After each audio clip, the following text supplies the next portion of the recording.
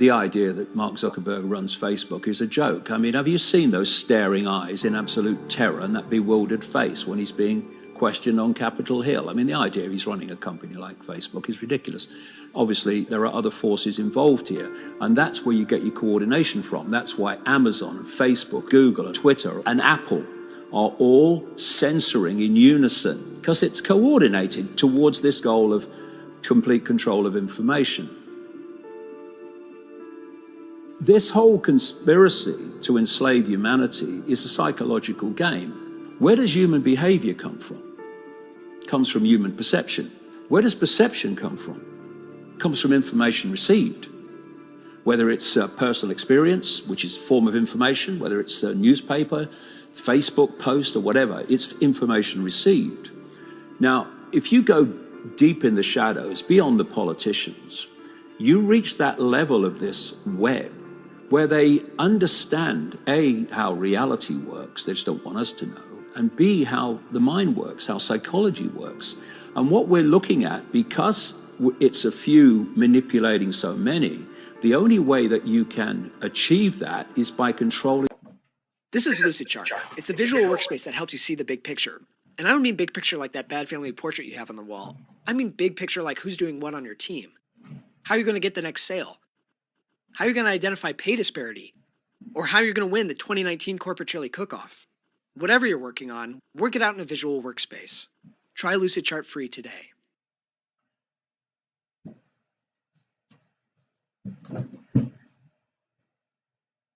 The perceptions of the many, and by dividing and ruling the many as well. But you've got to control the perceptions of the many. And to do that, you control information. How long could you live without your smartphone? You can't put your phone down. And if you do, within a few minutes, you pick it up again because you're addicted to it. So are you controlling that bit of technology in your hand, or is that controlling you? That's controlling you. People became addicted to Facebook, and Google became by far the biggest search engine. Then came the point where, yes, the internet is the central pillar of human society, and it's now irreversible. Who are you going to go to if not them? Who are you going to go to get any numbers watching your videos if not YouTube, owned by Google, of course? So now we're in a position of power and strength. Now the internet's going to become what it was always planned to be. Now Facebook and Google and Twitter and Amazon are now going to be what they always planned to be, which were gatekeepers on the information that people can see and hear. And because of that, human perception is increasingly being given a narrower and narrower band of information from which to form those perceptions, so perceptions are being manipulated. They had to get the internet to a point where it was the central pillar of human society, the central pillar of where all our information came from, the central pillar of control. This is why we now have the Internet of Things, where billions of pieces of technology, everything from your fridge to your car to your telly, are connected to the internet.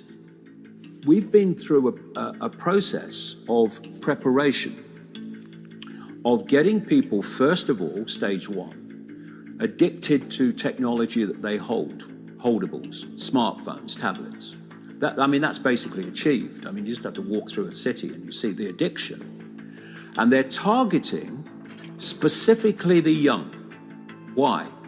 Because the young of today and the children of today are going to be the adults when they want to bring this AI connection in full blown. For that to happen, they have to get people addicted to technology to the point where they'll accept it and where it's the most natural thing in the world. I'm coming up 67. I was born in 1952, so I have a compass. I know what the world was like before. People being born into the world now, this is the only world they've ever known. And so they don't have that compass of what the world was like before. Well, this is the world and technology, and this is how it works. So the first stage is to get people addicted to technology to the point where, at the most extreme, they'll get up in the dead of night and they'll queue, stand in line outside an Apple store to get the first of the new technology. And what they want eventually, and not too distant into the future, is people basically lining up to be connected to AI. In the same way that people in Sweden now are having parties to celebrate someone being microchipped, right? So the next stage, because the idea is to get in the body, the next stage is to get on the body. So we went from just holdables, we went to wearables, we went to Bluetooth and Google Glass and Apple Watches and all these other gadgets that go on the body now. Even what they call electronic tattoos that are basically microchips on the skin.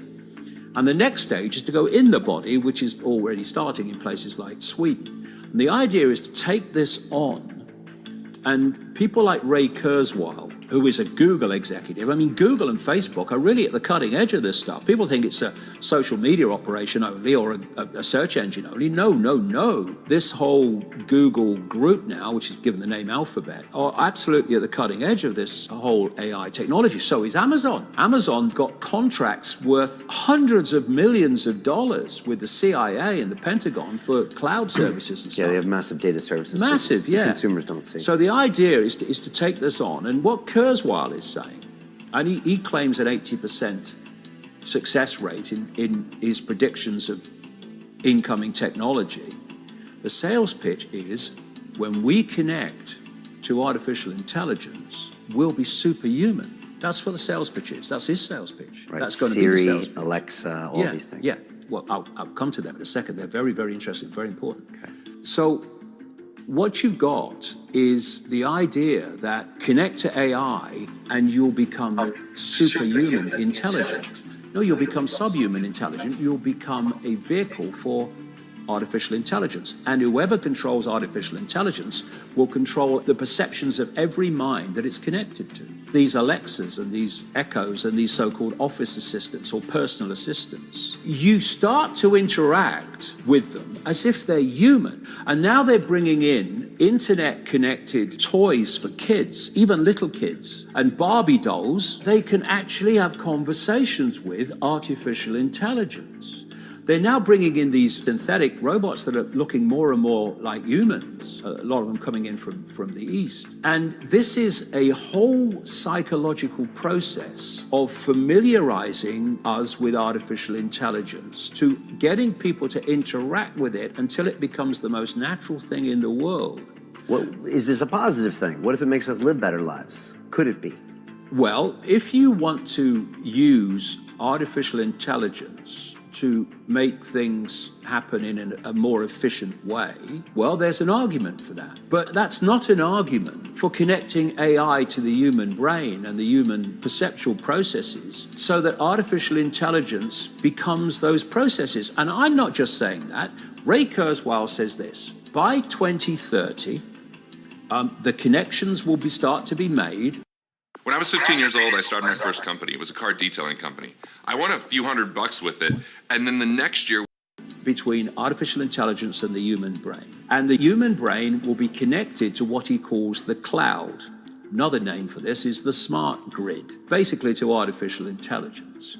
And he says this too, because his sales pitch is it will be fantastic, it will be superhuman, that as time passes, artificial intelligence will be more and more of human thinking and human perception until basically it's the totality of human thinking and human perception, at which point we won't be human anymore in terms of the consciousness processes we are using today. We will be artificial intelligence. And this is the assimilation I'm talking about. And the point is that if you are connecting the human mind to a grid, a global technological grid, that grid can be centrally controlled. It will take at the center point very, very few people to run it, and even fewer to decide how it's run. I have a kind of very simple rule of thumb. When people say to me, well, what are the areas that are of the agenda? And I say, look at anything you cannot have an alternative opinion about. Look at any subject where to say something different from the official narrative, you're going to get abuse, you're going to get called a Nazi, an ist of some kind, and you're basically going to get shut down. They are the key areas of the agenda, or many key areas of the agenda. And see, this is the whole point. If I want you to believe something, or I want the public to believe something, and I know that what I'm saying is so utterly flawed in my justification of it, that if there was an open debate where all opinions, facts, and evidence could be freely available and discussed, I'm going to lose the debate.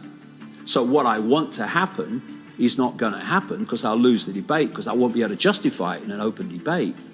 What do? You don't have the debate. You shut it down. Hi there, I'm Jack Bishop. I'm the